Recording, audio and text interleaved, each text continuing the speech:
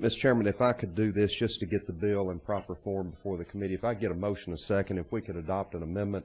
I'll move the bill, and we'll have a second. We have a second. I'd like, there's a committee been filed with the, an amendment filed with the committee, excuse me. It ends in the digits 5975. Okay. And that is the amendment that I would like to have adopted. I'd make a motion to adopt the amendment. Okay. We have a motion on Amendment 1, and we have a second. We have a second. Okay. Now we're ready for discussion. Okay. Now, if you would. Mr. Chairman, if we could just go ahead and adopt the amendment, I don't want to take the time of the committee with me presenting, and it'll have the bill in proper form, and I'll present it at the next committee meeting. We have 4 members here. One, 2, 3. All right. All in favor of amendment number 1, say aye. Aye. Any opposed? Amendment number 1 carries. Aye. I wasn't counting you, or was it? Thank you, committee members. I appreciate that. And what I'd like to do would be to ask whoever would like to come speak to come forward one at a time and introduce yourselves and your organization, and we'll proceed in that matter. Okay. We'll go into recess, and if you would like to come forward, I know there's some that can't be here next week, and those who are the ones that would like to come forward and speak, the ones that could not be here next week.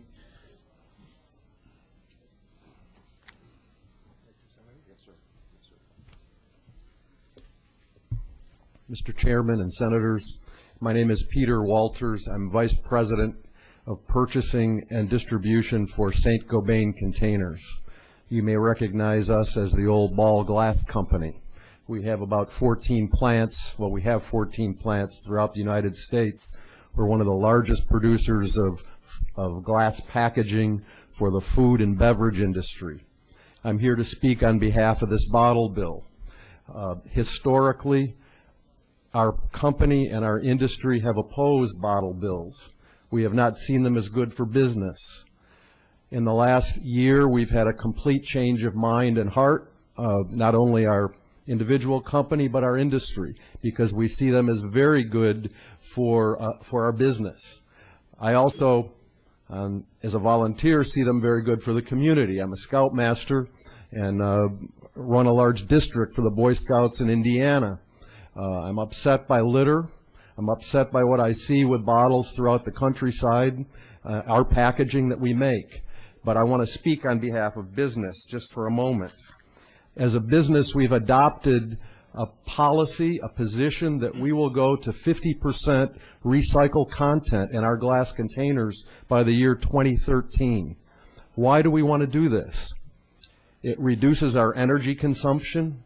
It reduces our stack emissions, our particulates in the air. It reduces the amount of cost for landfills. It's good business. In the states or near the states where we have bottle bills in place, we get very clean containers. The containers then go into our batch and are recycled endlessly.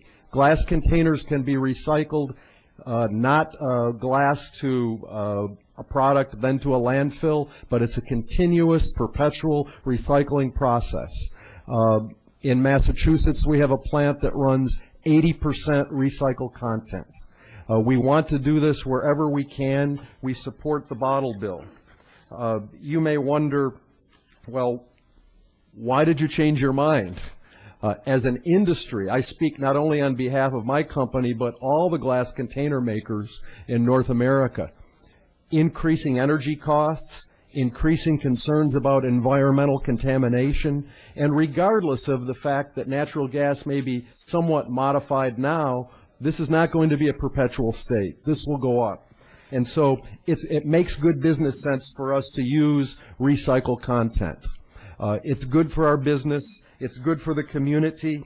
The states, you may say, that the argument may come up, well, you have curbside recycling. This should cover it. The glass that we get from curbside recycling is a disaster. It's contaminated. It's difficult to pull the contaminants out.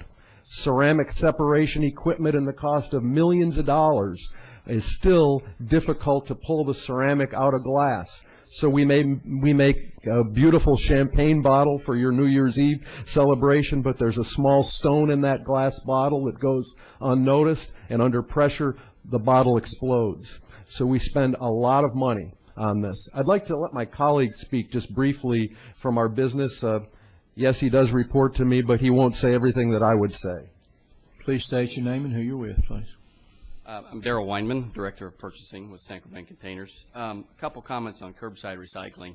You might wonder why it doesn't work for us. The glass that we use has a specific melting point, not to get overly technical into a selenium conversation, but the average consumer does not know that visionware, coffee cups, light bulbs, things like that, they get into the cullet stream or the glass stream of recycled glass, will not melt in our furnaces, creating all these contaminants. So the curbside recycling program, although it has increased recycling rates in many states, it really hasn't produced the end result that we need as a manufacturer to get the glass back into our process.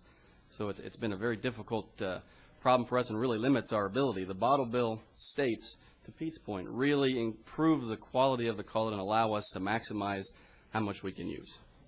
Last comment I would say is we will buy every ton of cullet produced in this state. I can assure you that it will be used and it will create jobs for people in this state, and it will be good for your economy. And it will be less bottles for me to pick up as a scoutmaster on the side of the road. Senator Yeager. You may have some questions. I just have one question. How many states have a bill similar to this? Marge, you know the numbers, but 11 states. I just spoke. I'm a procurement professional. I'm not a lobbyist, but I spent about 2 weeks ago in a meeting with the governor of West Virginia. The people of West Virginia are very interested. They've moved it from committee toward a bottle bill, full discussion with the legislature. My home state of Indiana is moving in this direction. I think it would be great to see the good people of Tennessee to take a leadership role on this, because it's very, very important for not only our industry, but for the environment. One additional comment. There's 11 million tons of glass produced in the United States annually. Currently, about 3 million tons are recycled. So even though there's 11 states, we really think Tennessee could be at the forefront to really help us improve those recycling rates and obviously reduce the amount of litter in your state. The glass from this state would go to our 2 plants in North Carolina. Senator Jackson. Would you elaborate and make clear for me why the product that is presented to you from redemption centers is of lower quality than what would be produced by this bill? You can speak to that, but I think when we speak of a redemption center, well, I'm sorry, curbside as opposed to the redemption centers provided for in the bill. Yes. We have actually a representative who purchases the glass, I think, from some of the centers, but basically it's all commingled together. You've got coffee cups, you've got test tubes, you've got visionware, Corningware, all kinds of other items that are mixed together, and then you go through this process of sorting out the glass, and the sortation process is very, very difficult. We have many quality problems with the glass that comes out of that process. I see.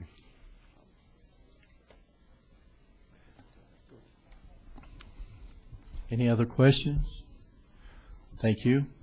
I think we have 9 people that wanted to talk. Do we have some that can't be here next week that would like to come forward first? Mr. Chairman, again, anyone that could be here next week, I hope that you will just come back next week, but apparently we have one other presenter. Yes, sir.